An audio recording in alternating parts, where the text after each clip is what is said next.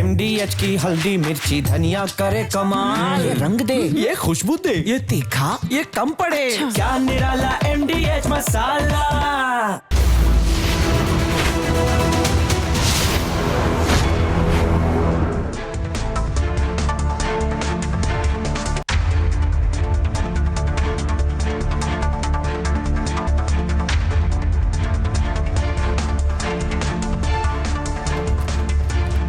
नमस्कार, बहुत स्वागत है आपका। आप देख रहे हैं देश का नंबर 1 न्यूज शो ये भारत की बात है। मैं हूं आपके साथ मृदुल शर्मा। होगी देश की हर बात, दिखाएंगे आपको देश और दुनिया की तमाम बड़ी खबरें। और दर्शकों, आज की पहली और सबसे बड़ी खबर आपको बता रहा हूं। आतंकियों का मॉड्यूल पूरे देश में फैला हुआ है। देख रहे हैं आप, बारूदी ब्रांच कश्मीर तक फैली हुई है। दिल्ली में, मध्य प्रदेश, उत्तर प्रदेश, कई जगह तार जुड़े। लेकिन सबसे बड़ा एक्शन कहां हुआ है, दिखाइए जरा। आतंकियों को ठोकने की कार्रवाई शुरू हो गई। दिखा रहा हूं मैं आपको। आतंकियों का एनकाउंटर किया गया लुधियाना में। फुल फ्रेम दिखाइए तस्वीर, एक्सक्लूसिव तस्वीर मैं आपको दिखा रहा हूं। आतंकियों का पंजाब के लुधियाना में एनकाउंटर हुआ है और 2 आतंकियों को ढेर किया गया। एक्सक्लूसिव तस्वीरें इस समय आपको बता रहे हैं जहां पुलिस के आला अधिकारी पहुंचे हुए हैं। और आप देख सकते हैं, देश में घुसपैठ की साजिश कर रहे थे और इन आतंकियों को ढेर कर दिया गया है।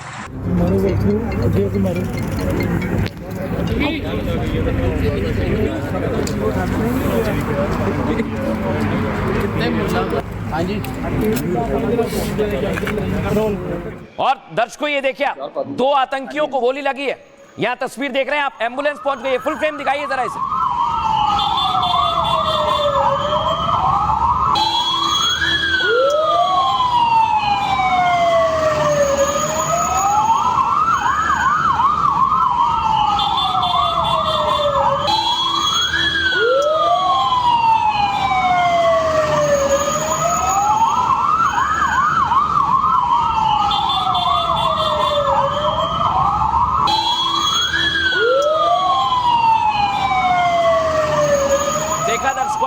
एनकाउंटर शुरू हो गया है, एक्शन शुरू हो गया है। लेकिन अब मैं आपको बताता हूं, आप लोगों ने भी ये नहीं देखा होगा, 2500 किलो विस्फोटक कहां छिपा हुआ था, मैं आपको दिखा रहा हूं। और ये वो तहखाना है, ये वो कमरा है जहां पर देश में धमाके की साजिश के लिए ये बारूद लाया गया था। बोरियों की संख्या गिनिए दर्शक, कम से कम 50 से 100 बोरियों के बीच में ये हैं।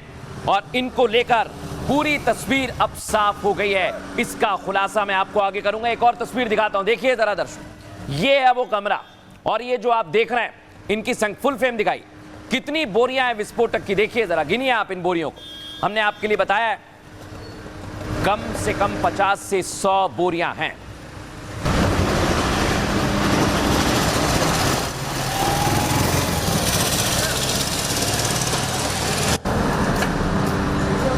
देखा दर्शकों आप, ये विस्फोटक छुपा कर रखा था, इनका एनकाउंटर हो गया। लेकिन डॉक्टर मॉड्यूल तो आपने देखा। अब आपको बताता हूं पत्रकार वाला मॉड्यूल। सोचिए आप, अलग अलग भेष में देश में क्या गद्दार छिपे हुए हैं। ये सवाल इसलिए पूछा जा रहा है, ये कश्मीर टाइम्स का ऑफिस है दर्शकों। और यहां पर सोचिए आप, AK-47 के कारतूस मिले, ग्रेनेड का। पूरी तरह से जब जांच पड़ताल की गई तो अलग अलग तस्वीर यहां से सामने आई। और यहां ऑफिस में छापामार कार्रवाई की है, कई घंटे तक रेड की गई है। आपको दिखाता हूं दर्शकों एक और तस्वीर, देश विरोधी साजिश। ये देख रहे हैं आप, AK-47 की गोलियां यहां पर बरामद की गई हैं। छापेमारी की तस्वीर दिखाइए फुल फ्रेम। बड़े अधिकारी यहां पर पहुंचे और पूरा एक्शन प्लान बनाया गया। उसके बाद बड़ा एक्शन लिया है। लेकिन ये भी अब संदेह के घेरे में आ गए। यानी पहले डॉक्टर मॉड्यूल, इंजीनियर मॉड्यूल पहले से था और अब पत्रकार वाला मॉड्यूल भी सामने आ गया है।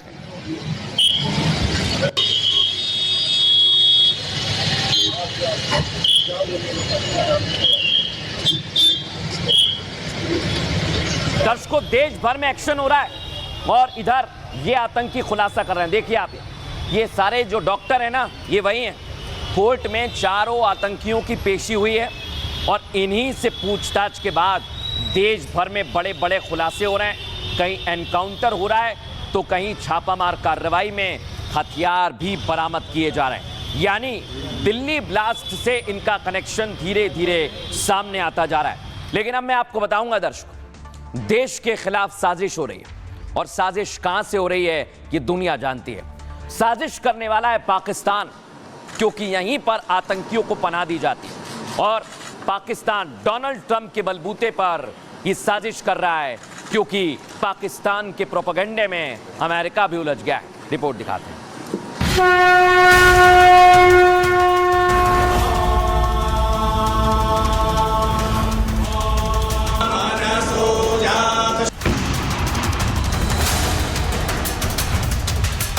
पूरी दुनिया में मोदी की लोकप्रियता, योगी आदित्यनाथ का राष्ट्र प्रेम, देश में छिपे कुछ तथाकथित बुद्धिजीवियों को हजम नहीं हो रहा है। जब दिल्ली धमाके के तार पाकिस्तान से जुड़े, हिंदुस्तान में छिपे व्हाइट कॉलर मॉड्यूल का चेहरा बेनकाब हुआ, तो अब उन एजेंडा चलाने वाले यूट्यूबर और अखबार का नंबर आ चुका है, जहां छापेमारी में दफ्तर से AK-47 और पिस्टल के कई कारतूस मिले हैं।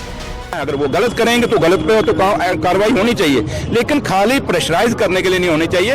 अगर आप प्रेशराइज करने के लिए करेंगे तो वो गलत होगा। लेकिन जहां तक ताल्लुक है पत्रकारिता है, पत्रकारिता को एक खुला माहौल मिलना चाहिए, ये चौथा स्तंभ है। और यहाँ के लोगों के ऊपर दबाव किया गया, एक पकड़ दकड़ का माहौल है, एक बड़ा दम घुटने वाला माहौल पैदा किया गया। जम्मू कश्मीर से फरीदाबाद तक और उत्तर प्रदेश से मध्य प्रदेश तक कनेक्शन के बाद छापेमारी चल रही है। रोज नए खुलासे हो रहे हैं, लेकिन इन खुलासों से कोई परेशान है तो वो हैं देश के तथाकथित बुद्धिजीवी, जो टेररिस्ट को इनोसेंट बताते हैं, भटके युवा बताते हैं। आज एक एक चेहरे से पर्दा उठाएंगे। एक एक चेहरे से पर्दा उठा दूंगा दर्शकों, आप मेरे साथ बने रहिएगा। पहले आपको बताता हूं आतंकियों को कैसे एनकाउंटर करा जा रहा है, भगाया जा रहा है। दिल्ली धमाके के बाद ISI के पालतू आतंकियों का सफाया शुरू हो चुका है। एक्सक्लूसिव खबर आपको दे रहा हूं। पंजाब के लुधियाना में पुलिस और आतंकियों के बीच मुठभेड़ हुई है दर्शकों। दिल्ली अमृतसर हाईवे पर लाडोवाल टोल प्लाजा के पास ये मुठभेड़ हुई है। पुलिस ने एनकाउंटर में 2 आतंकियों को गोली मारकर घायल कर दिया है। एनकाउंटर में एक आतंकी खल्लास है तो दूसरा गोली लगने की वजह से घायल है। एक दिन पहले हैंड ग्रेनेड के साथ आतंकी पकड़े गए थे दर्शकों। और आपको बता दूं मैं, पूछताछ में इन आतंकियों ने 2 छिपे हुए आतंकियों की लोकेशन बताई। खबर मिलते ही पुलिस ने टैक्टिकल ऑपरेशंस शुरू किए और दोनों तरफ से कई राउंड गोलीबारी में 2 आतंकवादी घायल हुए हैं। आतंकियों के पास से 2 हैंड ग्रेनेड, 4 पिस्टल और 50 कारतूस बरामद किए गए हैं। पुलिस के मुताबिक ये टेरर मॉड्यूल ISI की मदद से चल रहा था, जो भारत में बड़े हमले की प्लानिंग पर काम कर रहे थे। डॉक्टर मॉड्यूल के बाद ये दूसरा बड़ा टेरर मॉड्यूल बेनकाब हुआ है दर्शकों। लेकिन आप सोचिए, एक मॉड्यूल ये है और आज एक मॉड्यूल कश्मीर से भी सामने आया। ये कश्मीर वाला मॉड्यूल डॉक्टर मॉड्यूल जैसा ही है दर्शकों, लेकिन इसमें डॉक्टर की जगह पत्रकार आ गए। दिल्ली ब्लास्ट के बाद कई शहरों में छापेमारी चल रही है, आप जानते हैं, मैं आपको बता रहा हूं। पुलिस अब तक कई अपराधियों को हिरासत में ले चुकी है, लेकिन इस बीच एक अखबार के दफ्तर पर छापा मारा गया। जम्मू में कश्मीर टाइम्स के ऑफिस में SIA ने ये रेड की है। आपको बताएं, एजेंसी को छापेमारी में कश्मीर टाइम्स से हथियार मिले हैं, जिसमें AK-47 पिस्टल की गोलियां और ग्रेनेड का लिवर मिला है। एजेंसी ने राष्ट्र विरोधी गतिविधियों में संलिप्तता पर यह छापेमारी की है। अखबार पर आतंकवादी विचारधाराओं के समर्थन का आरोप लगा है। जानकारी के मुताबिक इस न्यूज़पेपर के खिलाफ पहले भी FIR दर्ज की गई थी। इस मामले में न्यूज़पेपर के खिलाफ फिलहाल जांच चल रही है। आपको बता दें, छापेमारी के दौरान हथियार मिलने पर सवाल उठने लगे हैं। रेड पर कश्मीर टाइम्स ने भी इसके बाद बयान जारी किया, कहा कि सुनियोजित कार्रवाई चुप कराने की कोशिश है। सरकार की आलोचना करना देश विरोधी होने के समान नहीं है। आवाज को बुलंद करने का काम देश को कमजोर नहीं करता। हम उनमें से एक हैं जो सत्ता के सामने सच बोलने को तैयार हैं। लेकिन दर्शकों, सिर्फ इतनी बात नहीं है। एक अखबार के ऑफिस में हथियार क्या कर रहे थे, गोलियां कारतूस क्या कर रहे थे, ये सवाल बहुत गंभीर है। ग्राउंड जीरो से आपको रिपोर्ट दिखाता हूं। कश्मीर में लगातार राज्य जांच एजेंसी एसआईए का एक्शन जारी है। इस बीच आज एसआईए की तरफ से जो है एक अखबार जो है कश्मीर टाइम्स, उसके दफ्तर पर रेड लगातार जारी है। पूरे इलाके को, ये जो ऑफिस है इसे अब कॉर्डन करके रेड्स की जा रही हैं। ये बता दें कि एसआईए की तरफ से कश्मीर टाइम्स पर एक केस दर्ज किया गया है कि अखबार में जो आर्टिकल और जो कंटेंट पब्लिश होता है वो कहीं ना कहीं देश की एकता के लिए और पब्लिक लॉ एंड ऑर्डर के लिए खतरा है, जिसके बाद अब लगातार एक्शन जो है वो जारी है। तस्वीरों में आप देखेंगे एसआईए के अधिकारी जो है आपको ये जो पहली मंजिल है यहाँ पर दिख रहे होंगे, जो कि लगातार डॉक्यूमेंट्स खंगाल रहे हैं। कुछ डिजिटल एविडेंसेस जो उनके पास मौजूद हैं वो खंगाल रहे हैं। तकरीबन ये जो 4 कमरे आपको यहाँ पर दिखाई दे रहे हैं, ये ऑफिस प्रीमिसेस है। बाहर से किसी को भी अंदर जाने की इजाजत नहीं है। लेकिन दर्शकों, इसको लेकर अब सियासी नेता भी सामने आ गए और वो तथाकथित बुद्धिजीवी बनकर बयान देने लगे। सुनिए जरा। एजेंसी अपना काम कर रही है, मैं इस पे कुछ नहीं कहूंगा, लेकिन है कि अगर रेड मारनी है तो सब पे मारिए, फिर पिक एंड चूज मत करिए। यहाँ एक बड़ा जम्मू में एक बहुत बड़ा पत्रकार की एक न्यूज़पेपर है इंग्लिश का, वो भी न्यूज़ें छापता है, उसकी भी ऐड देखी जाए, कितनी ऐड आती है, कहाँ से आती है, उसके पास इतना पैसा कहाँ से आता है वो अखबार चलाने के लिए। फिर सबके लिए होनी चाहिए, क्योंकि यहाँ एक वो जो जिस न्यूज़पेपर की मैं बात कर रहा हूँ वो भी अपने आप को सोचता है मेरे से ज़्यादा बड़ा कोई पेपर नहीं है, तो लिहाजा सब पे एक जैसा। कश्मीर टाइम्स एक बड़ा न्यूज़पेपर अपने जमाने में रहा है, आप लोग उसमें छोटे हुए होंगे क्योंकि हमने उसमें आंदोलन किया था एग्रीकल्चर यूनिवर्सिटी का, मुझे याद है उसमें कितना बड़ा पेपर था। और आज अगर उस पर कुछ हुआ है, अगर वो गलत करेंगे तो गलत पे तो कार्रवाई होनी चाहिए, लेकिन खाली प्रेशराइज करने के लिए नहीं होनी चाहिए। 2019 में जो हमारे साथ हुआ, जिस तरह से 370 को खत्म किया गया, उसके बाद यहाँ के लोगों के ऊपर दबाव किया गया, एक पकड़ दकड़ का माहौल है, एक बड़ा दम घुटने वाला माहौल पैदा किया गया। मगर उसका ये कतई मतलब नहीं है कि हमारे नौजवान उस सिचुएशन का मुकाबला करने के लिए अपने जान को एक जिंदा बम बना के खुद भी जान दे और दूसरे की भी जान ले, बेगुनाहों की जान ले।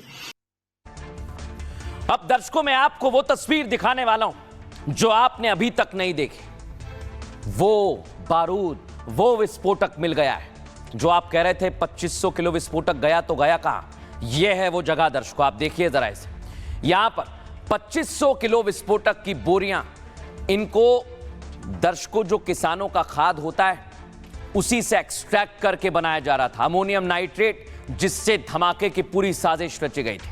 लेकिन दर्शकों, आप सोचिए, यह आतंकियों का बहुत बड़ा प्लान था। इतनी सारी बोरियां बहुत सारे सवाल खड़े करते हैं। दिखाता हूं आपको, ये देखिए, कुछ इसी तरह का वो कारखाना था जिस विस्फोटक से पूरी दिल्ली को दहलाने की साजिश थी। दर्शकों, वो 2500 किलो से ज्यादा विस्फोटक फरीदाबाद से बरामद कर लिया गया है। 2500 किलो विस्फोटक को बोरियों में बंद कर घर में रख दिया था। इसी विस्फोटक का इस्तेमाल लाल किला ब्लास्ट में किया गया था। दर्शकों, सुसाइड बॉम्बर, आतंकी उमर और आतंकी डॉक्टर ने इसे छिपा कर रखा था। बारूद जैश से जुड़े टेरर डॉक्टर्स मॉड्यूल से लिंक्ड है। दर्शकों, आतंकियों का प्लान था दिल्ली में 6 जगह पर सीरियल ब्लास्ट करना 6 दिसंबर को, और लाल किले का धमाका इनकी साजिश का पहला हिस्सा था। पुलिस की जांच में यह विस्फोटक अमोनियम नाइट्रेट बताया गया है। आपको यह भी जानकारी दे दें कि अभी इसमें और जानकारी जुटाई जा रही है। लेकिन दर्शकों, सिर्फ इतना नहीं है, ये जो आतंकी फैक्ट्री चलाने वाले हैं, अब इन पर एक्शन की तैयारी होगी, क्योंकि इनकी फैक्ट्री अब सामने आ गई है। अल फला का डायरेक्टर है, उसका घर है दर्शकों, ये जो मैं आपको दिखा रहा हूं, और इसका कनेक्शन जुड़ता है मध्य प्रदेश से। यूनिवर्सिटी हरियाणा के फरीदाबाद में ये जो घर आप देख रहे हैं, यह है मध्य प्रदेश में। लेकिन अब मैं आपको बताता हूं, इस घर पर एक्शन की पूरी तैयारी है, और कैसे तैयारी हो रही है दिखाता हूं मैं आपको। लेकिन देखिए, यूपी से कनेक्शन के बाद एक्शन में है योगी फोर्स। यूपी, हरियाणा, मध्य प्रदेश, हर जगह पर एक्शन लिया जा रहा है दर्शकों, और इसलिए बोल रहा हूं मैं आपको, सावधान करने वाली ये खबर।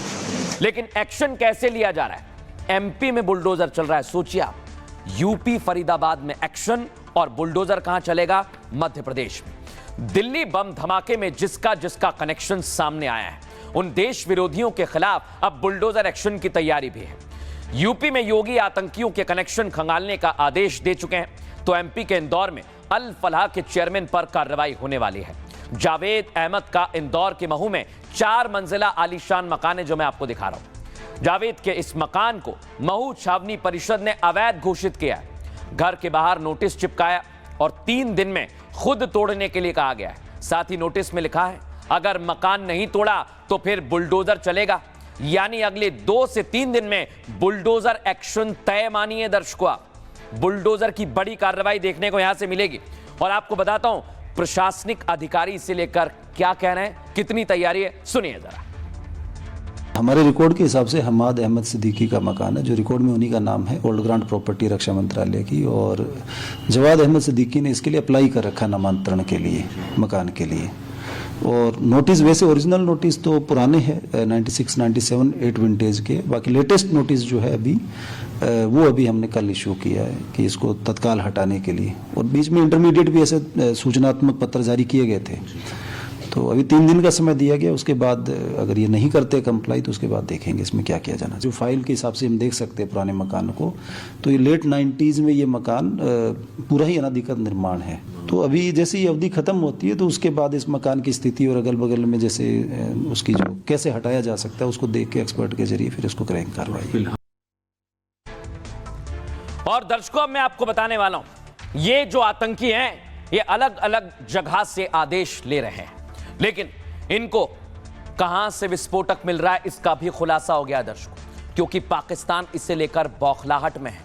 आतंकियों की करतूत जब सामने आई तो पाकिस्तान बौखला गया है और भारत के खिलाफ साजिश शुरू हो गई है दर्शकों। दावा किया जा रहा है, इसकी जांच हो रही है दर्शकों। मैं आपको ये तस्वीर जरूर दिखा रहा हूं। बॉर्डर पर दावा किया जा रहा है संदिग्ध ड्रोन मिला है, लेकिन अब इसकी पड़ताल की जा रही है। कहीं पाकिस्तान और आतंकी कोई दूसरी साजिश तो नहीं कर रहे हैं। लेकिन अगली तस्वीर आपको दिखाता हूं दर्शकों, ये देखिए आप, पाकिस्तान बलून वाली साजिश भी हो रही है। ये ऐसी साजिशें हैं जो दावा किया जा रहा है कि पाकिस्तान या आतंकी कर रहे हैं, लेकिन ये जांच का विषय है, ये भी आपको बताता चलूं। लेकिन अब मैं आपको एक तस्वीर दिखाने वाला हूं दर्शकों। जो हमारे पास जानकारी आई है उसमें सीधा कनेक्शन आतंकियों का है जो पाकिस्तान में बैठे हैं और उनका हैंडलर है मुल्ला मुनीर। लेकिन कैसे वो भारत में आतंकी साजिश की तैयारी कर रहा था। सीमा पार से आतंकियों का कनेक्शन सामने आने के बाद आतंकी मॉड्यूल से जुड़ी सबसे लेटेस्ट जानकारी आपको दे रहा हूं मैं। इस मॉड्यूल से जुड़े सभी आतंकी डॉक्टरों की जिम्मेदारी तय थी दर्शकों। आतंक के नेटवर्क खड़ा करने में मुजम्मिल शकील था, जो कुर्सी पर बैठा हुआ है पहले, जो जिहादियों को शॉर्टलिस्ट करने के बाद रिक्रूट करता था। यह जम्मू कश्मीर के शोपियां में एक मस्जिद में मौलवी था, आप सोचिए। इसका काम था पढ़े लिखे नौजवानों को रेडिकलाइज्ड करना। इतना ही नहीं, पाकिस्तान के आतंकी संगठन जैश से जोड़ना भी इसी का मकसद था। इरफान अहमद का संबंध जैश के कमांडर से भी था। फिर आती है ये बेगम, जिसका नाम है आतंकी शाहीन। लखनऊ की रहने वाली शाहीन यूनिवर्सिटी में प्रोफेसर थी, लेकिन उसका काम था मॉड्यूल के लिए फंड इकट्ठा करना। जैसा आप देख रहे हैं उसके सामने पैसों की ढेर लगे हुए हैं, गड्डियां पड़ी हुई हैं। गरीब महिलाओं को आतंकी संगठन जैश से जोड़ते थे। दिल्ली धमाके में शाहीन ने 20 लाख रुपए की फंडिंग भी की थी। वहीं आतंकी उमर को सुसाइड बॉम्बर बनाया गया था दर्शकों। बम बांधकर उमर ने ही दिल्ली में ब्लास्ट को अंजाम दिया था। आत्मघाती हमले के लिए उमर का ब्रेन वॉश किया गया था और इसे लेकर बहुत बड़ी साजिश की जा रही थी। लेकिन अब धीरे धीरे इसकी परतें खुलने लगी हैं। एक्सपर्ट क्या कह रहे हैं सुनवाता हूं आपको। जम्मू से निकलने वाला कश्मीर टाइम्स 70 साल से भी ज्यादा पुराना है। यदि आज उसके ऑफिस में AK-47 और पिस्टल के कारतूस मिलते हैं तो यकीन किया जा सकता है कि कश्मीर टाइम्स में देश के विरुद्ध लिखे जाने लेखों की जड़ें कितनी पुरानी हैं। ज्योति मल्होत्रा जिसने खुद ये कबूल किया कि पाकिस्तान से आने के बाद उसने पाकिस्तान के एजेंटों के नाम फर्जी नाम से सेव किए थे ताकि किसी को शक ना हो। और ऑपरेशन सिंदूर के दौरान भी हमारे कुछ सो कॉल्ड बुद्धिजीवी मीडिया ने वो प्रोपेगेंडा किया जो पाकिस्तान ने हिंदुस्तान के खिलाफ ही इस्तेमाल किया। यानी कि कुल मिला के ऐसा लगता है कि जैसे मोदी के विरोध में कुछ लोग देश का विरोध करने लगे हैं। पाकिस्तान की ISI की तरह सारी एजेंसीज एक ही कमांड में भारत में भी की जानी चाहिए ताकि ये खुलासे समय पर हो, तुरंत हो, मुकम्मल हो। लेकिन दर्शकों आप चौंक जाएंगे अब जो आगे की जानकारी और खबर मैं आपको दिखाने वाला हूं। आपको दिल्ली में दंगा याद है? दिल्ली दंगे में कई लोग शामिल थे, उनमें से एक ये था, इसका नाम है शर्जील इमाम। लेकिन इसका पूरा कनेक्शन मैं आपको बताऊंगा, क्योंकि ये बांग्लादेश और पाकिस्तान जैसी हरकत कर रहा था, उनका मोहरा बन गया था। पहली तस्वीर दिखाइए, ये दिल्ली दंगे की तस्वीर आप भूले नहीं होंगे, हमने आपको दिखाई थी। और इसमें पूरी साजिश थी भारत को तोड़ने की, दिल्ली में अस्थिरता फैलाने की। लेकिन इसका खुलासा हो गया है दर्शकों, दिल्ली दंगे की रिपोर्ट आ गई है। अब मैं आपको दिखाता हूं दर्शकों, शर्जील इमाम पर बड़ा खुलासा हुआ है। ये है चिकन नेक, दिखाइए जरा, और ये है चिकन नेक दर्शकों, और ये वही चिकन नेक है जिसको शर्जील इमाम भारत से अलग करना चाहता था, और इसी के लिए शर्जील इमाम पर तगड़ा एक्शन हुआ था। लेकिन दर्शकों, बड़ी बात क्या है, इस साजिश के सीधे सीधे तार जुड़ते हुए दिखाई दिए हैं, और शर्जील इमाम अलग अलग जगह पर इसके लिए बाकायदा लोगों का ब्रेन वॉश कर रहा था। सुनिए जरा। तीसरी चीज, भैया लाठी खाने से न डरे। बिल्कुल बिल्कुल। कहाँ से बेघर हुए? वो बेघर इसलिए हुए कि डीएनडी की सिस्टम ब्लॉक हो गया। तो असम को काटना हमारी जिम्मेदारी है। असम और इंडिया कट के अलग हो जाए फौज के लिए, और जितने भी जो भी यहाँ से सप्लाई जा रहा है बंद करो। और वो बंद कर सकते हैं क्योंकि चिकन नेक्स्ट मुसलमानों का है, वो जो इलाका है मुस्लिम नई चीजें हैं। सुना आपने दर्शक, ये कैसे भारत को तोड़ना चाहता था, लेकिन ऐसी साजिश बांग्लादेश की भी थी। सुनिए जरा, बांग्लादेश का प्रोपेगेंडा भी कुछ इसी तरह का चल रहा था। Eastern part of India, Bharat के पूर्वी हिस्से के सात राज्य जिन्हें सात बहनें कहा जाता है, चारों ओर से जमीन से घिरे हैं। बांग्लादेश इस क्षेत्र में महासागर का एकमात्र संरक्षक है। सोचिए दर्शकों, जो बांग्लादेश और पाकिस्तान साजिश रच रहे हैं, वही भारत में बैठे कुछ चुनिंदा लोग साजिश करते हैं। लेकिन आज आपको बताता हूं ये साजिश क्यों की जा रही थी, और आपको दिखाता हूं भारत के लिए कितना महत्वपूर्ण इलाका है।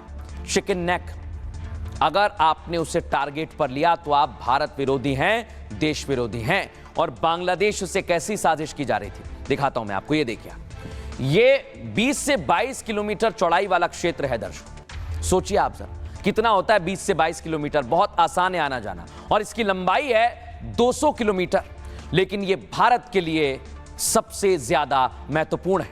आगे आपको बताऊंगा भारत कैसे इस पर पूरी तरह से नजर गड़ाए हुए है, और भारत की सेना कहां कहां पर डिप्लॉय की गई है। लेकिन उससे पहले आज आपको एक तस्वीर दिखाना चाहता हूं दर्शकों, और वो तस्वीर भी आंख खोलने वाली है। दिखाइए जरा तस्वीर, ये देखिए, यही है वो चिकन नेक।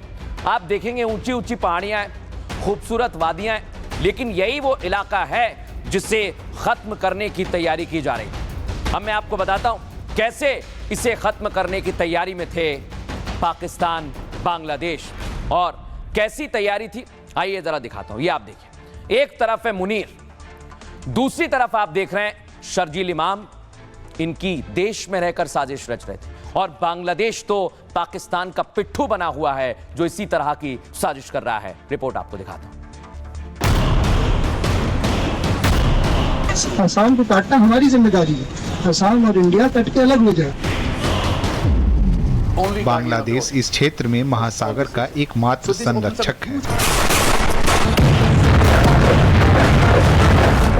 जो शर्जील की साजिश थी वही मुनीर का सपना है, वही यूनिस की प्लानिंग है। क्या ये सब महज इत्तेफाक था, या शर्जील देश के दुश्मनों का वो मोहरा था जो हिंदुस्तान के चिकन नेक को काटकर हम पर ही वार करने की प्लानिंग कर रहा था? असम को काटना हमारी जिम्मेदारी है। असम और इंडिया कट के अलग हो जाए फौज के लिए, और जितने भी जो भी यहाँ से सप्लाई जा रहा है बंद करो। और वो बंद कर सकते हैं क्योंकि चिकन नेक्स्ट मुसलमानों का है, वो जो इलाका है मुस्लिम नई चीजें हैं। जिन्हें शर्जील में भगत सिंह दिखता था, उम्मीद है उन्हें आज सच समझ आ गया होगा। अगर अब भी शक है तो यूनुस की जुबान से वही शब्द सुनिए जो शर्जील बोल रहा था। Eastern part of India, Bharat के पूर्वी हिस्से के सात राज्य जिन्हें सात बहनें कहा जाता है, चारों ओर से जमीन से घिरे हैं। बांग्लादेश इस क्षेत्र में महासागर का एकमात्र संरक्षक है। यूनुस और शर्जील की साजिश को पूरा करने के लिए मुनीर ने अब चिकन नेक पर हाफिज के सबसे जहरीले मौलाना को उतारा है। चंद दिन पहले ही मौलाना फजल उर रहमान और उसके पहले मौलाना इब्तिसाम की एंट्री इसी बात का सबूत है।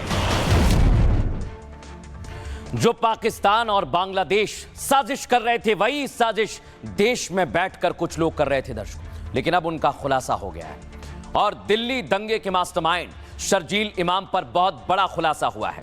शर्जील भारत के चिकन नेक को काटने की साजिश कर रहा था। शर्जील का प्लान चिकन नेक ब्लॉक कर 7 राज्यों को अलग करने का था दर्शकों। एक गुप्त मीटिंग में शर्जील ने इस प्लान को सामने रखा था। दिल्ली पुलिस ने इस वीडियो को सबूत के तौर पर सुप्रीम कोर्ट में पेश भी किया। शर्जील की साजिश 500 शहरों में मुसलमानों को भड़काकर दंगे करवाने की थी और दिल्ली दंगा शर्जील की इसी साजिश का सबसे पहला ट्रायल था।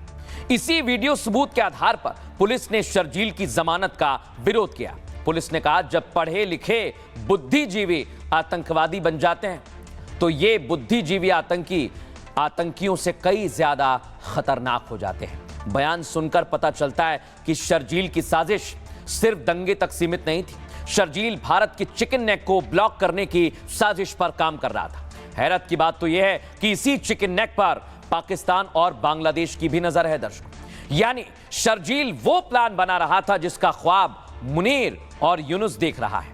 शर्जील की गिरफ्तारी के बाद बांग्लादेश में सत्ता बदली तो यूनुस आ गया। यूनुस ने भी चिकन नेक पर वही बातें कही जो शर्जील की प्लानिंग थी। सवाल ये, क्या शर्जील, मुनीर और यूनुस एक ही प्लान पर काम कर रहे थे?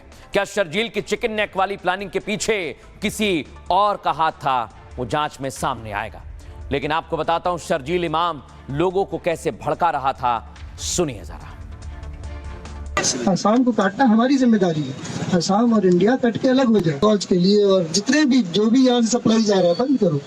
और वो बंद कर सकते हैं क्योंकि चिकन नेक्स मुसलमानों का है। वो जो इलाका है मुस्लिम। हमारी ख्वाहिश और हमारी आरज़ू ये है कि दिल्ली में चक्का जाम हो, और सिर्फ दिल्ली में नहीं, प्रदेश के जहाँ जिस शहर में मुसलमान कर सकता है, मुसलमान हिंदुस्तान के 500 शहरों में चक्का जाम कर सकते हैं। और काम करने का एक ही तरीका है, वो है सड़क बंद, माल बंद, इनका सामान हम जाने नहीं देंगे। जो सरकार हम पे जुल्म कर रही है, उस सरकार को हम पैरालाइज कर रहे हैं। लेकिन बोल क्या है, हम चक्का जाम करना चाहते हैं। हम दिल्ली के मोहल्लों में दूध बंद करना चाहते हैं, पानी बंद करना चाहते हैं। अब मैं दर्शकों आपको बताता हूं, शर्जील की साजिश तो बेनकाब हो गई, वो इस समय जेल में है। लेकिन पाकिस्तान अब भी साजिश कर रहा है। यह है हाफिज का राइट हैंड, और ये मौलाना क्या उसी साजिश के लिए बार बार बांग्लादेश जा रहे हैं, जिसमें एक फजलुर रहमान है और दूसरा है इब्तिसाम इलाही। लेकिन दर्शकों आपको बताऊं मैं, ये जो मौलाना है ये भारत के खिलाफ साजिश कर रहे हैं, लेकिन इनकी हर साजिश से हम पर्दा उठाएंगे। और इनको देखिए आप, एक तरफ शर्जील इमाम का प्लान फेल हो गया है तो दूसरी तरफ बांग्लादेश में पाक के मौलाना घूम रहे हैं। और ये मौलाना, ये आतंकवादियों के सिपह सालार अब एक एक करके सामने आने लगे हैं। लेकिन आज मैं आपको बताता हूं कि इनका टारगेट क्या था और ये भारत के लिए कितना महत्वपूर्ण है सुरक्षा के लिहाज से। आइए जरा आपको दिखाते हैं। ये आप देखिए, चिकन नेक एक बेहद सकरा भारतीय भूभाग है दर्शकों। चिकन नेक पूर्वोत्तर के 7 राज्यों को देश से जोड़ता है। इसी के लिए चिकन नेक रणनीतिक तौर पर हमारे लिए बहुत महत्वपूर्ण है। शर्जील इमाम ने इसी चिकन नेक को काटने की बात कही थी। चिकन नेक को काटने से पूर्वोत्तर के राज्यों से जमीनी संपर्क कट जाता है। शर्जील ने इसके लिए रोड, रेल लाइनें बाधित करने की प्लानिंग की थी। दरअसल चिकन नेक महज 20 से 22 किलोमीटर चौड़ा इलाका है, जो मैंने आपको बताया, और चीन पाक इस इलाके में भारत के काटने की लगातार साजिश करते रहते हैं। हालांकि शर्जील इमाम के फेल होने के बाद दूसरे प्लान भी सामने आए, लेकिन आपको बताएं, पाक अब भी चिकन नेक के आसपास मौलानाओं को भेज रहा है, वो रुका नहीं है। पाकिस्तान मौलानाओं की टीम शर्जील की तरह मुसलमानों को भड़का रही है। यूनुस भी चिकन नेक पर विवादित बयान दे रहा है, नापाक इरादे भी जाहिर कर चुका है। इसी को ध्यान में रखते हुए भारत ने चिकन नेक पर अपनी कड़ी निगरानी बढ़ा दी है। पीएम मोदी ने चिकन नेक की सुरक्षा के लिए कई अहम फैसले लिए हैं। चिकन नेक से सटे 3 राज्यों में आर्मी कैंट बनाया गया है दर्शकों। 24 घंटे इस इलाके में सेना का सर्विलांस रहता है। हाल ही में तीनों सेनाओं ने चिकन नेक इलाके में युद्ध अभ्यास भी किया था। यानी शर्जील हो, यूनुस हो, चिकन नेक का ख्वाब इनका पूरा नहीं होगा, क्योंकि भारतीय सेना इनके सामने चट्टान की तरह खड़ी हुई है। लेकिन आपको बताता हूं दर्शकों, एक तरफ बांग्लादेश की साजिश सामने आई है, दूसरी तरफ असम के मुख्यमंत्री क्या कह रहे हैं उस पर सुनिए। Eastern part of India, Bharat के पूर्वी हिस्से के 7 राज्य जिन्हें 7 बहनें कहा जाता है, चारों ओर से जमीन से घिरे हैं। बांग्लादेश इस क्षेत्र में महासागर का एकमात्र संरक्षक है। North east is connect to India with a chicken neck, and ये डिस्कोर्स आते ही रहता है, लेकिन बहुत लोगों का ये नॉलेज में नहीं है। जैसे इंडिया का चिकन नेक है, बांग्लादेश का भी दो चिकन नेक है। एक चिकन नेक बांग्लादेश को रंगपुर से कनेक्ट करता है, सेकेंड चिकन नेक उनको कनेक्ट करता है through Chittagong port, which is the nerve centre of their economy. अगर इंडिया का पास India is trouble by one chicken neck, then Bangladesh has 2 chicken necks. So इसीलिए हमें chicken neck का बात करना भी नहीं चाहिए। इनके जहन में क्या भरा हुआ है, लेकिन मैं आज इनको और आपको भी एक तस्वीर दिखाता हूं। जो ये ख्वाब देख रहे हैं उन्हें ये तस्वीर देख लेनी चाहिए। ये हमारी त्रिशक्ति कॉप से दर्शक, और जो जाबाज माइनस टेम्परेचर में नहीं डिगे, वो इनके सामने कैसे चट्टान की तरह खड़े हुए हैं, सुनिए जरा।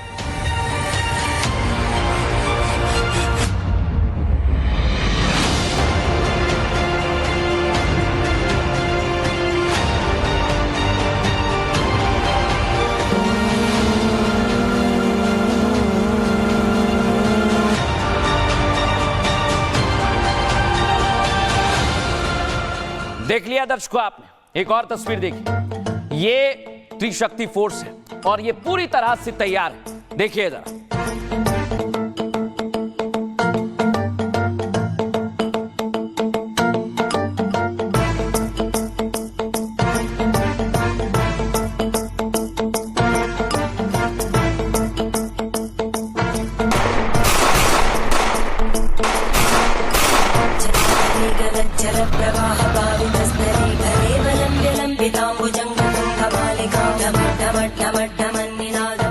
देख लिया आपने, ये भारतीय सेना का सिर्फ ट्रेलर है।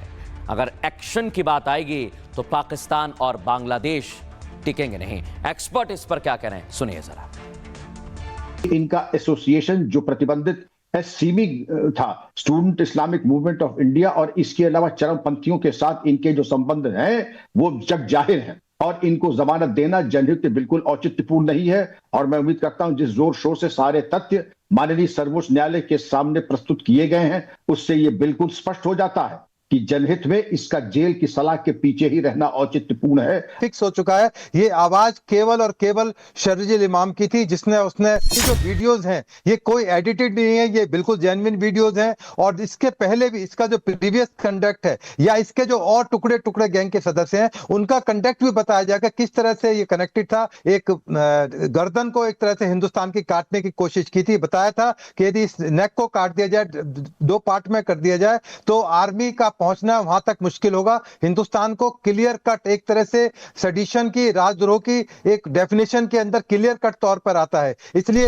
ये जो लोग भी भारत को बांटना चाहते हैं, काटना चाहते हैं, ऐसे कई लोग आए अन्य अन्य देशों से, वो भारत से हार कर ही गए हैं।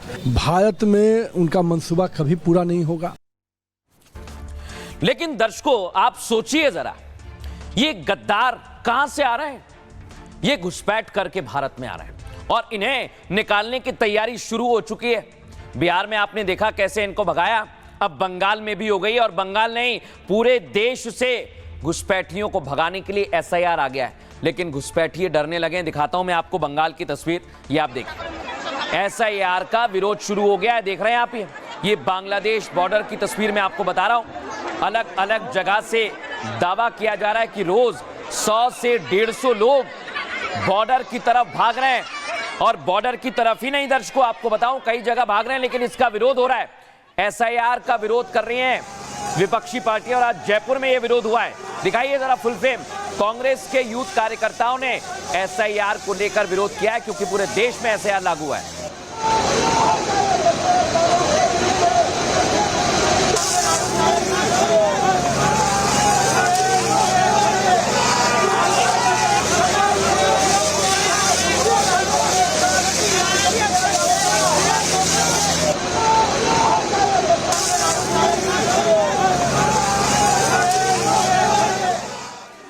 दर्शकों, कांग्रेस की आंख खोलने का सबूत हमारे पास है। ये लोकतंत्र के खिलाफ साजिश बताई जा रही है, लेकिन एसआईआर को लेकर जो तस्वीर सामने आई है वो चौंकाने वाली भी है और डराने वाली भी है। ये पूरा प्रयास करेगा। देश के लोकतंत्र को अंधकार में नहीं जान दे सकते।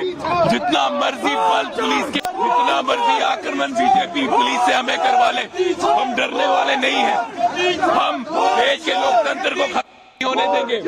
भारत का हर एक यूथ कांग्रेस का साथी, भारत का हर एक। अब मैं आपको और विपक्ष के लोगों को यह तस्वीर बताना चाहता हूं। यह है बंगाल का हकीमपुर इलाका, पश्चिम बंगाल का। और एसआईआर शुरू होते ही ये जो लोग आपको दिखाई दे रहे हैं दर्शकों, ये नए नए नहीं है। ये 10-10, 15-15 साल से अवैध तरीके से आकर यहां पर रह रहे हैं। लेकिन जब एसआईआर की बात आई तो अपना बोरिया बिस्तर बांधकर ये कूच करने लगे हैं। और अब मैं आपको बताता हूं दर्शकों, कहां जा रहे हैं। ये पश्चिम बंगाल से जा रहे हैं कूच बिहार इलाके में। बस में 80 घुसपैठिए पकड़ा है। ये आप देखिए, पूरी बस भरी हुई है। इस बस के अंदर ये थे और ये भागने की तैयारी में थे दर्शकों। कूच बिहार से असम के तेजपुर जा रहे थे, लेकिन इन्हें पकड़ लिया है दर्शकों। लेकिन अब मैं आपको बताता हूं दर्शकों, ये बहुत बड़ी बात है। आप सोचिए जरा, बंगाल में घुसपैठिए डरकर भाग रहे हैं, लेकिन इधर इस पर सियासत गर्मा गई। आप सोचिए, कुछ गलत नहीं हो रहा है, लेकिन ममता बनर्जी इलेक्शन कमीशन पर सवाल उठा रही है। ममता बनर्जी का कहना है कि ये सवाल इलेक्शन कमीशन से पूछना चाहिए कि एसआईआर में इतनी देरी क्यों की। लेकिन अब मैं आपको बताता हूं, जितनी दिक्कत दीदी को हो रही है उतनी देश में कहीं नहीं हो रही। आइए जरा आपको बताते हैं। ये आप देखिए, देश में एसआईआर कहां कहां लागू, इसमें आपका राज्य है क्या, ढूंढिए जरा। राजस्थान, गुजरात, गोवा, केरल, तमिलनाडु, पश्चिम बंगाल, उत्तर प्रदेश और मध्य प्रदेश में भी एसआईआर की प्रक्रिया की जा रही है। पुडुचेरी, लक्षद्वीप, अंडमान एंड निकोबार द्वीप समूह में भी, केंद्र शासित राज्यों में भी ये जारी है। लेकिन आप सोचिए, दिक्कत सिर्फ एक राज्य में हो रही है। क्या वाकई घुसपैठियों का डर लगने लगा है दीदी को कि वो चले जाएंगे? रिपोर्ट दिखाता हूं आपको।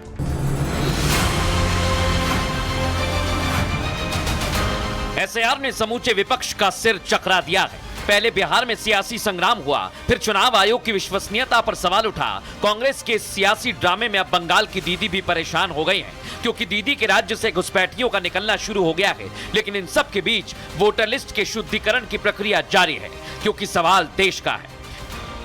अगले 5 साल में घुसपैठिया मुक्त बनाएंगे। न केवल घुसपैठिए को निकाल बाहर करेंगे, इनके अवैध धंधे भी बंद कराएंगे और अवैध अतिक्रमण को भी हटाने का काम भारतीय जनता पार्टी और एनडीए की सरकार करेगी। वोट चोरी के मुद्दे पर कांग्रेस ने बिहार में यात्रा भी निकाली। समूचा विपक्ष एसआईआर विरोधी रथ पर सवार हो गया। एसआईआर के चक्कर में विपक्ष मुख्य मुद्दों से दूर रह गया।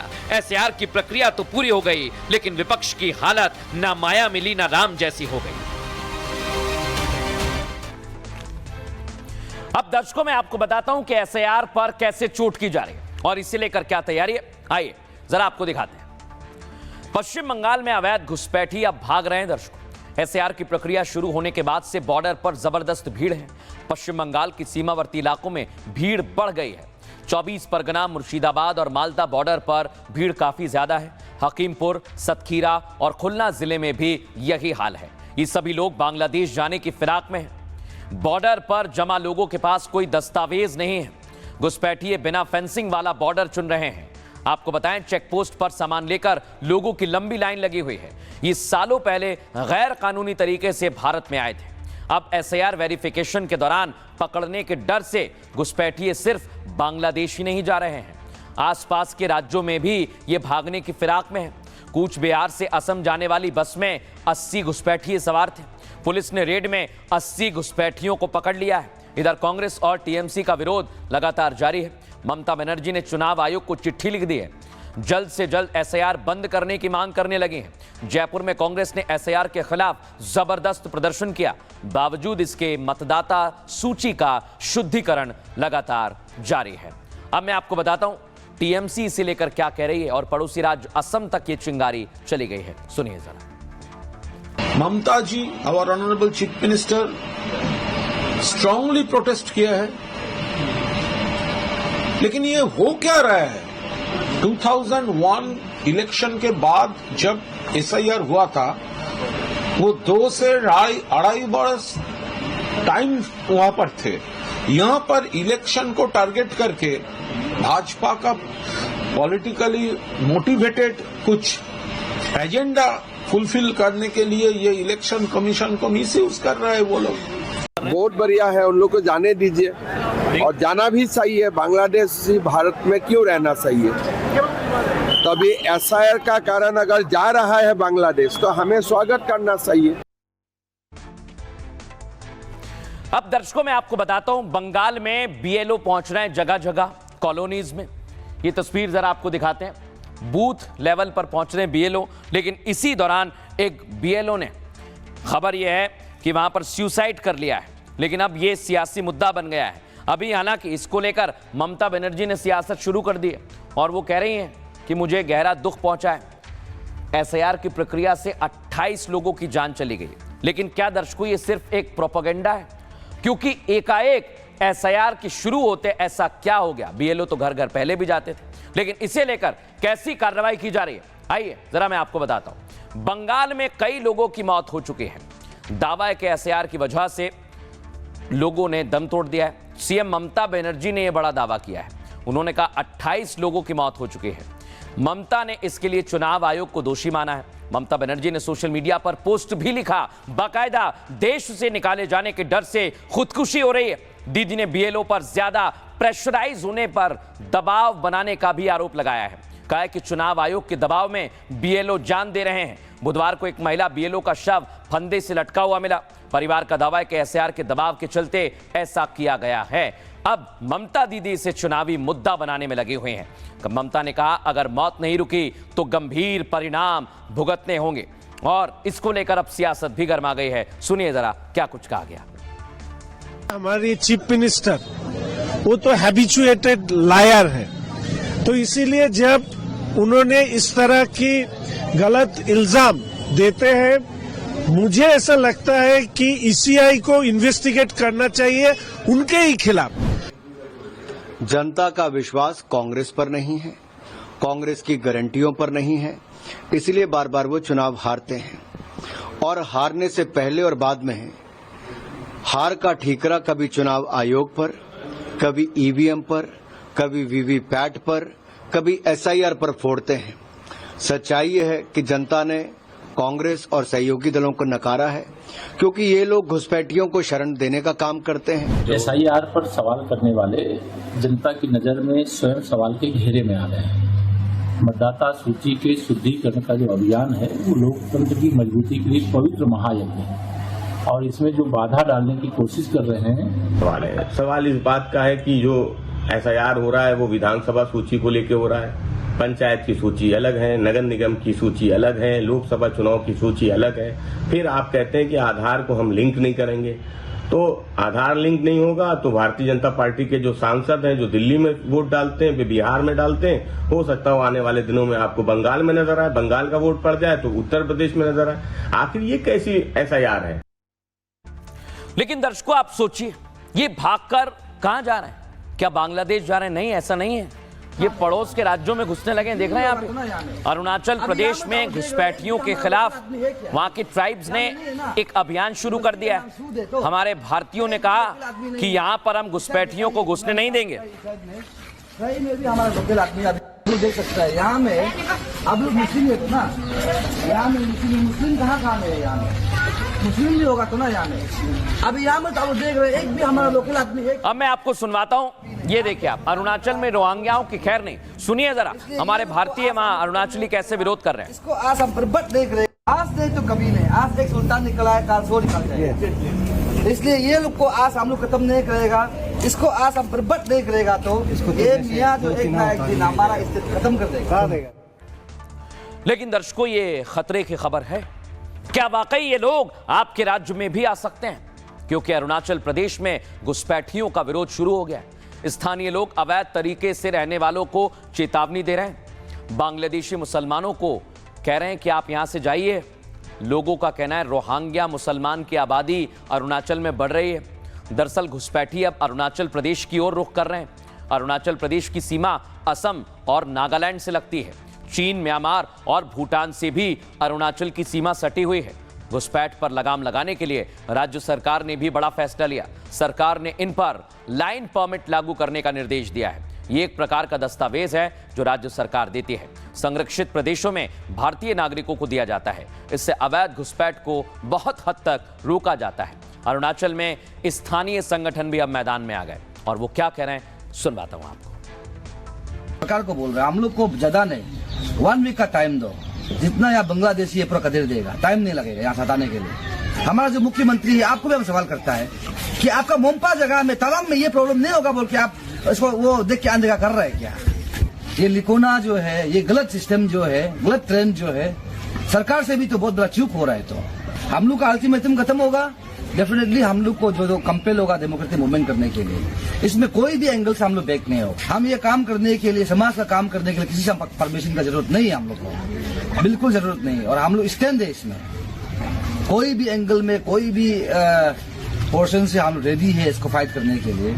बस हम इतना विश्वास करता है मेरा पब्लिक हमको साथ देना है। और आज की एक और बड़ी खबर अब आपको दिखाने वाला हूं। बिहार में हमने आपको हर एक जानकारी दी और आपको यह भी बता दें कि बिहार में सबसे ज्यादा आपका अपना शो ही देखा गया है। लेकिन अब नीतीश कुमार को नई जिम्मेदारी मिल रही है। अंदर की खबर आपको बताऊंगा, दिखाइए जरा पहली तस्वीर, ये आप देखिए। आज मोदी नीतीश के साथ थे। प्रधानमंत्री नरेंद्र मोदी ने बिहार के चिर परिचित अंदाज में आज गमछा हिलाकर अभिवादन भी किया। लेकिन सबसे पहले दोनों की मुलाकात की तस्वीर आपने देखी। अब अगली तस्वीर दिखाता हूं, दिखाइए जरा। यह है बिहार का। प्रधानमंत्री ने कहा था बिहार ने गर्दा उड़ा दिया और आज बिहार में गमछा लहराया है। और देखिए आप, जनता भी उनका साथ दे रही है।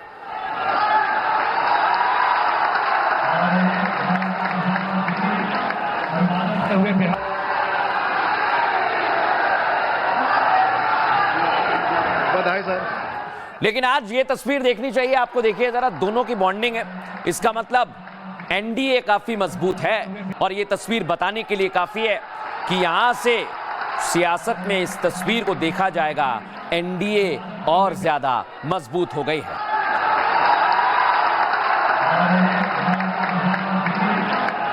अब मैं आपको दिखाता हूं दर्शकों, नीतीश कुमार ने शपथ ग्रहण की, देख रहे हैं यहाँ पे 10वीं बार शपथ ली। उसके बाद तुरंत पहुंचे पीएम मोदी के पास। देखिएगा, पीएम मोदी से जाकर मुलाकात की। और ये तस्वीर सबसे बड़ी तस्वीर इसलिए है क्योंकि ऐसा लग रहा था कई सारे कयास लगाए जा रहे थे, लेकिन सारे कयासों पर पूर्ण विराम लगा है। अब मैं आपको बताता हूं एक और तस्वीर। ये 10वीं बार शपथ ली है नीतीश कुमार ने और अब नीतीश पर जिम्मेदारी बढ़ गई है। सबसे ज्यादा बार शपथ लेने का उन्होंने रिकॉर्ड भी आज बना लिया है। अगली तस्वीर दिखाइए, ये आप देखिए। नीतीश समेत कैबिनेट में 27 मंत्री बनाए गए हैं और यहां से कई सारे मंत्री बने हैं, यानी पूरा संतुलन बनाया गया है नीतीश की कैबिनेट में। लेकिन यह संतुलन बिहार में और ज्यादा मजबूती देगा और यहां से तैयारी की जा रही है बंगाल की भी। रिपोर्ट दिखाता हूं। मैं नीतीश कुमार सत्य निष्ठा से प्रतिज्ञान करता हूं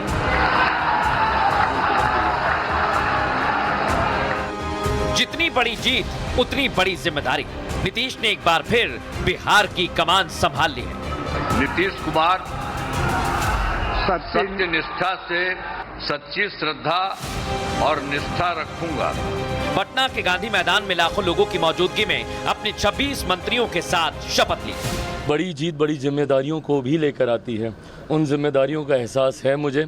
आज के बाद से विकसित बिहार बनाने की दिशा में, बिहार को फर्स्ट और बिहारियों को फर्स्ट बनाने की दिशा में आज के बाद तुरंत प्रभाव से अब हम लोग युद्ध स्तर पर लगेंगे। माननीय मुख्यमंत्री श्री नीतीश कुमार जी समेत 2 मुख्यमंत्री समेत मंत्रीगण जितने आज शपथ लिए हैं, सबको हृदय से बधाई, शुभकामनाएं। बिहार को विकसित बनाना है, यह संकल्प है, सब मिलकर बनाएं। इस दौरान पीएम मोदी, गृह मंत्री अमित शाह, रक्षा मंत्री राजनाथ सिंह समेत कई केंद्रीय मंत्री मौजूद रहे। 11 राज्यों के मुख्यमंत्री भी शपथ ग्रहण समारोह की शोभा बढ़ा रहे थे। लेकिन शपथ के दौरान मोदी नीतीश की बॉन्डिंग सबसे ज्यादा चर्चा में रही। नीतीश ने जैसे ही सीएम पद की शपथ ली, उसके बाद भागे भागे मोदी के पास पहुंचे। मतलब चुनाव के दौरान भी जोड़ी हिट है और चुनाव के बाद भी जबरदस्त बॉन्डिंग है। मोदी और नीतीश विरोधियों को ये देखकर शायद ही अच्छा लगे। जीत हो गई, कल था, लेकिन आज बम्पर जीत हो गए। और एक बार पवनवा कहता जहां जहां गमछा बतनी उठा द जाओ, हिला द जा, लहरा द जा, जोड़ी मोतिया नीतीश जी के हिट हो गए।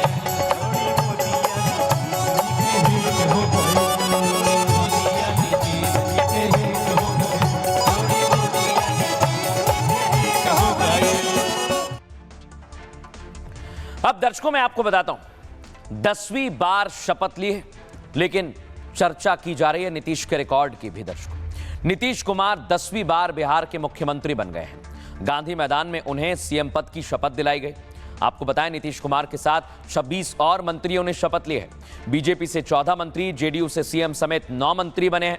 आपको यह बताएं, एलजेपीआर यानी चिराग पासवान की पार्टी से 2, हम जीतन राम की पार्टी से और आरएलएम से एक मंत्री बनाए गए हैं। नीतीश सरकार में 3 महिला और 1 मुस्लिम मंत्री बने हैं। आपको बता दें, 12 ऐसे चेहरे हैं जो पहली बार नीतीश सरकार का हिस्सा होंगे। सम्राट चौधरी और विजय सिन्हा डिप्टी सीएम फिर से बनाए गए हैं। नीतीश कुमार ने दीपक प्रकाश को भी मंत्री बनाया है। प्रकाश आरएलएम नेता उपेंद्र कुशवाहा के बेटे हैं। दीपक किसी भी सदन के सदस्य नहीं हैं। उन्हें 6 महीने के भीतर एमएलए या एमएलसी बनना होगा। नीतीश मंत्रिमंडल में सबसे युवा चेहरे श्रेयसी सिंह का है। अंतर्राष्ट्रीय शूटर श्रेयसी सिंह कॉमनवेल्थ में पदक जीत चुके हैं। गोल्डन गर्ल के नाम से मशहूर श्रेयसी की उम्र महज 34 साल है। शपथ ग्रहण में प्रधानमंत्री मोदी समेत कई केंद्रीय मंत्री मौजूद रहे। एनडीए शासित राज्यों के 11 मुख्यमंत्री भी शपथ के गवाह बने। हालांकि विपक्ष के नेता तेजस्वी यादव शपथ ग्रहण समारोह में नहीं आए। उन्होंने केवल सोशल मीडिया पर सरकार को बधाई दी और बिहार के विकास की बात कही। लोग क्या कह रहे हैं, राजनीति में कैसे नेताओं ने शपथ ग्रहण के बारे में प्रतिक्रिया दी, दोनों को सुनवाते हैं। जंगल राज का कोई भी मार देता था, निकलते थे घर से कोई भी मार देता था, पढ़ने नहीं जाते थे स्कूल में वहां से भगा देता था। अभी बहुत बदलाव हो गया। नीतीश मोदी हिट हो गया और हिट रहेगा 140 साल तक। एगो ऐतिहासिक बात हुई है जो नीतीश कुमार जी 10वीं बार फिर से मुख्यमंत्री शपथ। निश्चित तौर पर पूरे बिहार की जनता को हृदय से आभार है, धन्यवाद है कि डबल इंजन की सरकार पर उन्होंने जो विश्वास व्यक्त किया और हमारे प्रधानमंत्री मुख्यमंत्री जी के नेतृत्व में विकास की रफ्तार बढ़ेगी, विकसित बिहार बनेगा। पूरी तरह बिहार की जनता ने लगातार 20 साल से सेवा करने का मौका एनडीए को दिया है। आगे भी लगातार एनडीए काम करता रहेगा। निश्चित रूप से मैं प्रधानमंत्री जी, मुख्यमंत्री जी, केंद्रीय नेतृत्व को धन्यवाद देता हूं कि आपने मुझे ये जिम्मेवारी दिया है। ये जो शपथ है ये एक चुनौती है और हम इस पर खरा उतरेंगे। मंत्रिमंडल में तो पॉलिसी बनाने वाली महिलाओं का प्रतिनिधित्व रहना चाहिए और भविष्य में जो नियम कानून बने उसमें महिलाओं की भागीदारी और उनके लिए आर्थिक, सामाजिक, राजनीतिक संपन्नता के लिए काम होना चाहिए। इस बार भी जो पार्टी हमसे निर्णय करेगी मैं उसको पूरी ताकत और तन्मयता से पूरा करूँगा। मैं तो ये मानता हूँ कि मैं एक्सीडेंटल पॉलिटिक्स में आया हूँ, तो जो भी चीज़ मिलता है उसको लगन से और मन से करते हैं तो उसी में रिजल्ट मिलता है। माननीय मुख्यमंत्री जी ने फिर से भरोसा जताया है, तो माननीय मुख्यमंत्री जी के निर्देश के अनुसार पूरी शक्ति के साथ बिहार के विकास में हाथ बटाएंगे। इसके लिए अपने नेता को धन्यवाद देना चाहता हूं, जिस नेता ने हमें हमारे ऊपर विश्वास करके फिर जिम्मेवारी दी है। अब दर्शकों मैं आपको बताता हूं, आज प्रधानमंत्री नरेंद्र मोदी पहुंचे और बड़ी संख्या में लोग देखने के लिए पहुंचे हुए थे।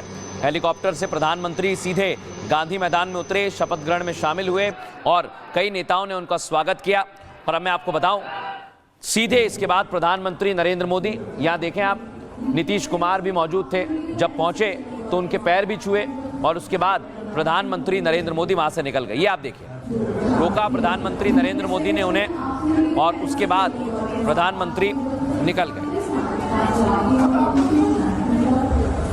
अब इधर प्रधानमंत्री नरेंद्र मोदी निकले तो नीतीश कुमार को बधाई देने के लिए उनके बेटे देखिए, यह निशांत कुमार।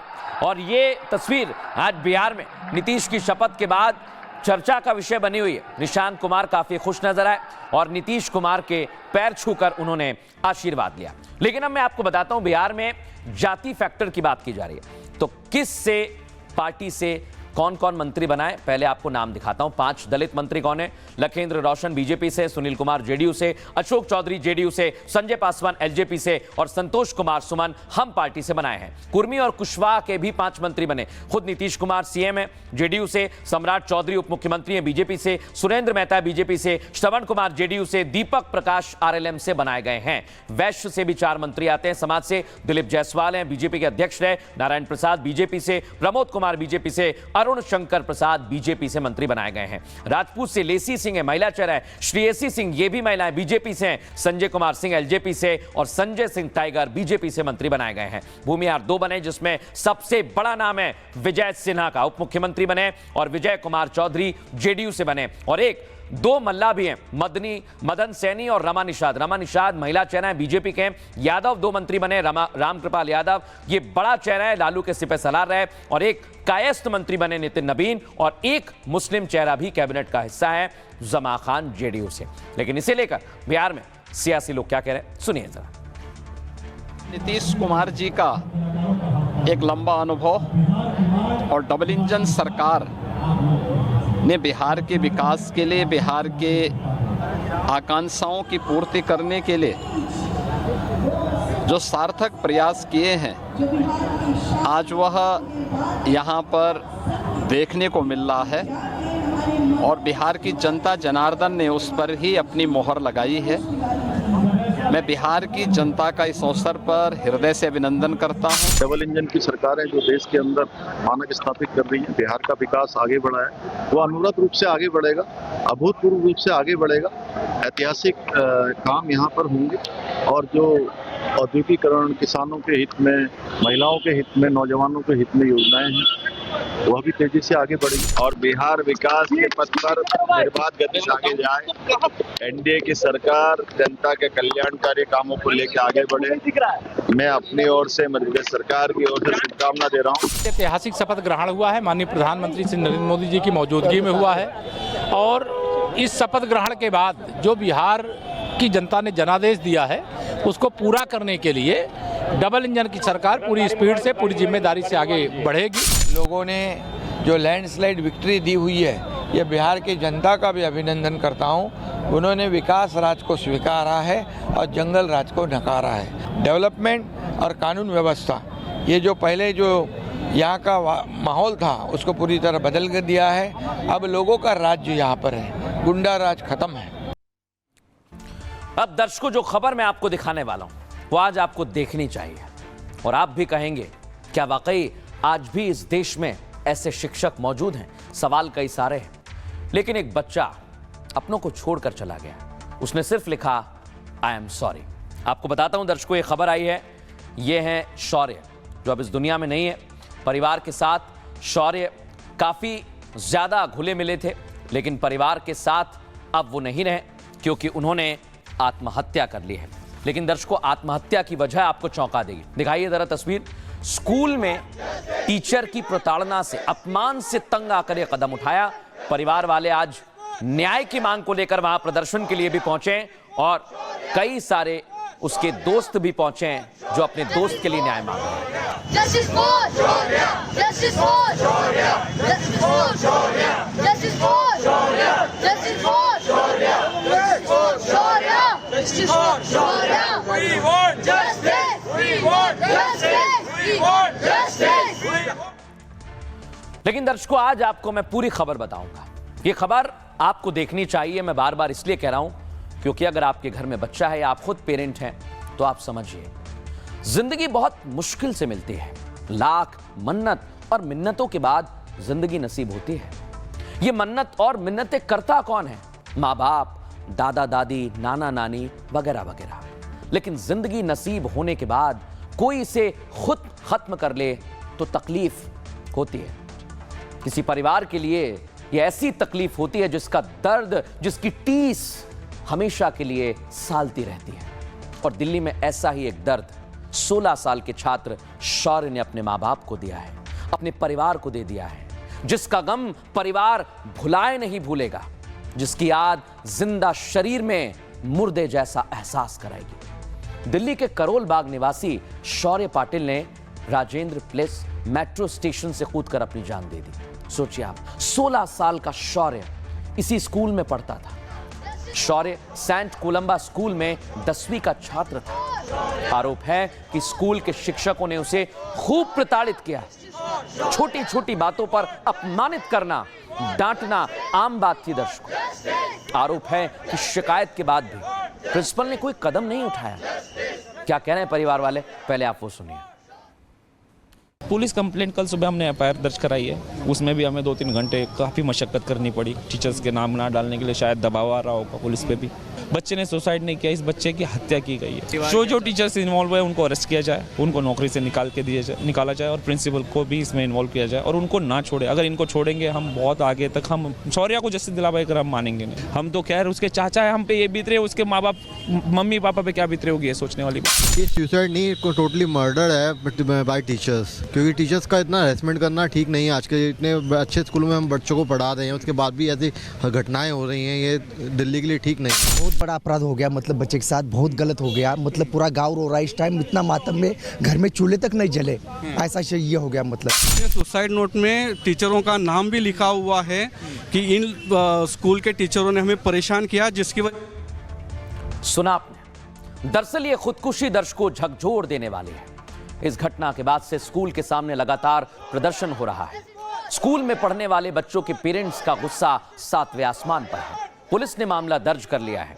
एफआईआर दर्ज करने के बाद कार्रवाई भी की जा रही है। लेकिन किसी परिवार के लिए यह दर्द ऐसा है जिसे जिंदगी भर भुलाया नहीं जा सकता। मैं कह रहा हूं, वो भी तब जब कोई बच्चा शिक्षक पर प्रताड़ित करने का आरोप लगाए, जिसे मां बाप के बाद दूसरा अभिभावक समझा जाता है। अपनी सुसाइड नोट में उसने जो लिखा है वो अपने आप में सोचने पर मजबूर करता है और उसे पढ़कर किसी का भी कलेजा मुंह को आ जाएगा, किसी के भी आंख से आंसू निकल सकते हैं, सोचने पर मजबूर कर सकता है 16 साल का वो छात्र क्या लिखता है। जो भी ये पढ़ रहा है, मेरा नाम शौर्य पाटिल है। प्लीज मेरी मौत के बाद मेरे माता पिता को कॉल कर देना। मुझे बहुत दुख है कि खुदकुशी का फैसला लेना पड़ा। यदि मेरे शरीर का कोई भी हिस्सा किसी के काम आता है तो कृपया शरीर के उस हिस्से को जरूरतमंदों को दान कर देना।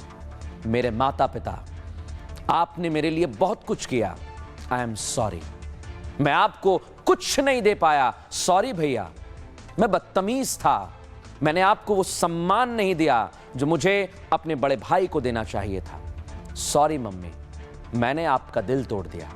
आज आखिरी बार आपका दिल तोड़ रहा हूं। सॉरी पापा, मुझे आपके जैसा अच्छा इंसान बनना था। ये शब्द बताने के लिए काफी हैं कि वो खुदकुशी करना नहीं चाहता था।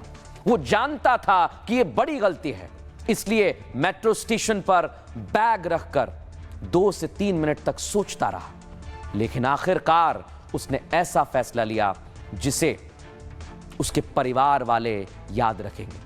हो सकता है उसकी सबसे बड़ी गलती है, लेकिन सवाल यह कि आखिर बच्चे ऐसा क्यों कर रहे हैं?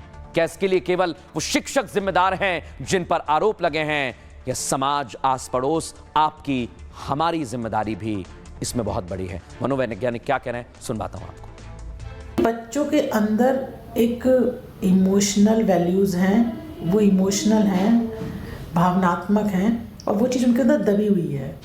तो वो अपने उस भावना को किसी को बता नहीं पाते। कहीं ना कहीं कम्युनिकेशन का अभाव है, संवाद नहीं हो पाता माँ बाप के साथ या किसी अच्छे दोस्त के साथ, जो वो इमोशन को अंदर रखे रहते हैं। और उनको लगता है कि जो हमारे माँ बाप ने लक्ष्य दिया है वो लक्ष्य हमें पूरा करना है।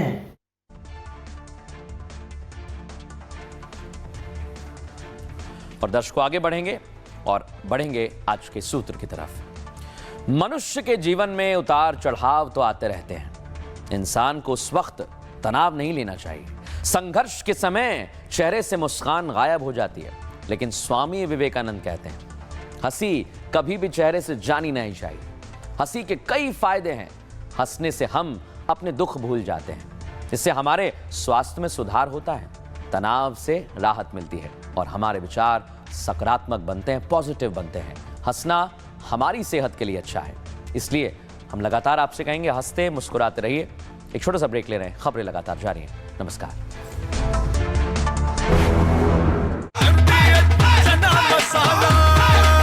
अब छोलिया हो या लोबिया, सफेद चने या काले चने, सब कुछ मजेदार बने।